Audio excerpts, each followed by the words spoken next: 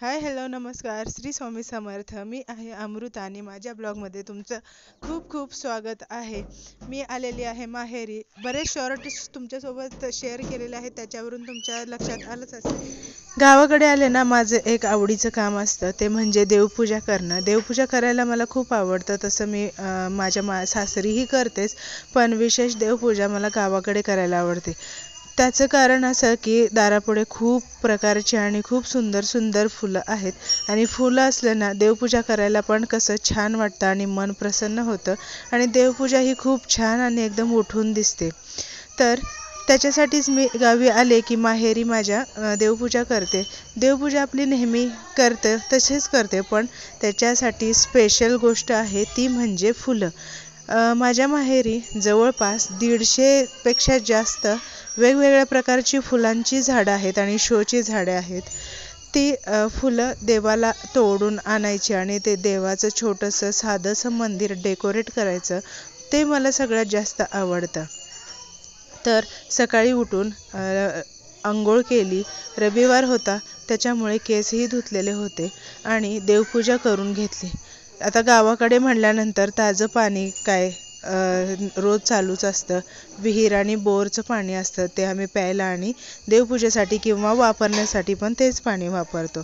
तर ते पाणी चालू होतं, तर ते पाणी घेतलं, देव धुतले व्यवस्थित आणि सगळी व्यवस्थित देवपूजा करून घेतली. आणि रांगोळी नसेल तर देवपूजा करायला म्हणजे काहीतरी कमी आहे, चुकल्यासारखं आहे असं वाटतं. रांगोळीशिवाय देवपूजा पूर्ण होऊच शकत नाही. रांगोळीही काढून घेतली. छान अशी छोटीशी नाजूकशी रांगोळी देवापुढे छान दिसते आणि कमी जागेमध्ये सुंदर रांगोळीही काढता येते. म्हणून कधी पांढरी कधी कलरची अशी रांगोळी मी काढते. तर आज म्हणलं थोडीशी फुलं आणि वेलीसारखी कलरची रांगोळी काढावी. बघा किती सुंदर छोटीशी रांगोळी दिसते. देवपूजा झाल्यानंतर अगरबत्ती लावून घेतली, देवाला आरती ओवाळून घेतली आणि नंतर मग देवाला शेवटचं काम ठेवलं होतं ते फुलं घालण्यासाठी. आता फुलं दारातच बघा व्हिडिओमध्ये दिसतंय, तर ते मी फुलं तोडून आणून मग देवाला घालणार. देवपूजा झाल्यानंतर देवाला म्हणजे देवाची पूजा झाल्यानंतर अंगणामध्ये तुळस आहे छोटीशी, तुळशीची पूजा करून घेतली आणि तुळशीला हळदी कुंकू लावून स्वतःलाही लावून घेतलं आणि त्याच्यानंतर अगरबत्तीही लावली. सगळ्या देवांसोबत तुळशीची ही पूजा सकाळी झाल्यानंतर खूप छान आणि प्रसन्न वातावरण आणि घरामध्ये एक पॉझिटिव्हिटी येते. तर माझी मम्मी रोज सकाळी आणि छोटी बहीण आहे ते रोज सुरुवात त्यांच्या आयुष्याची किंवा दिवसाची सुरुवात देवपूजेनेच होते. सकाळची कामंसुद्धा गावाकडे एकदम मन प्रसन्न करणारी असतात. फुलांना बघितलं की आपला कितीतरी वेळ असा मन प्रसन्न करून जाणारा होतो. तर बघा आता मी घरासमोरच बाग केलेली आहे मम्मीने, ती फुलं घेण्यासाठी आलेले आहे.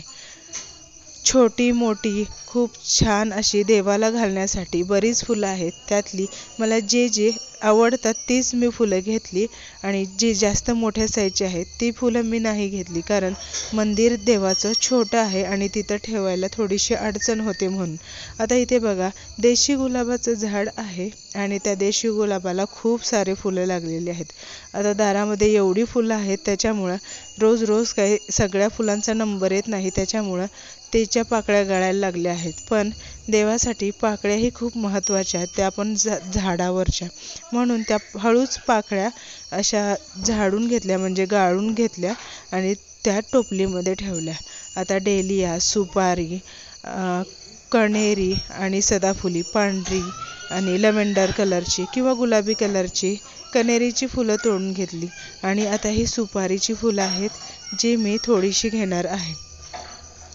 चाफ्याच्या फुलं स्वामी समर्थांना मानाची असतात म्हणून सोनचाफ्याची फुलं घेतली आणि गुलाबाची फुलं होती म्हणून तीही घेतली. गणपती बाप्पांना जास्वंद आवडतं म्हणून जास्वंदही घेतलं.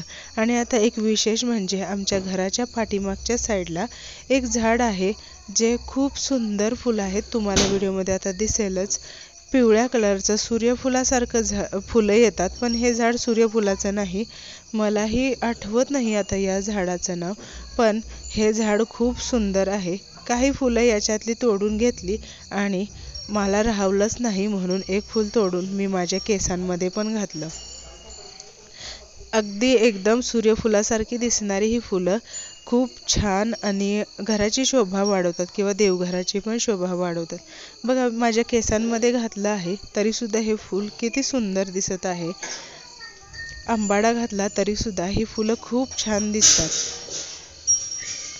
अशी बऱ्याच प्रकारची वेगवेगळी फुलं मी टोपलीमध्ये गोळा केली आणि नंतर देवाला घातली. देवपूजा जवळपास झालेली होती पण फुलं ठेवली होती. फुलं काढण्याचं काम मी थोडंसं शेवटी काढलं कारण फुलं गोळा करायला थोडासा टाईम लागतो म्हणून. तर सगळी व्यवस्थित फुलं मांडून घेतली आणि बघा देवाला फुलं वाहिल्यानंतर देवघराची शोभा खूपच वाढते. तर हा गावाकडचा देवपूजेचा व्हिडिओ कसा वाटला मला नक्की कमेंटमध्ये सांगा आणि नंतर पुन्हा भेटू.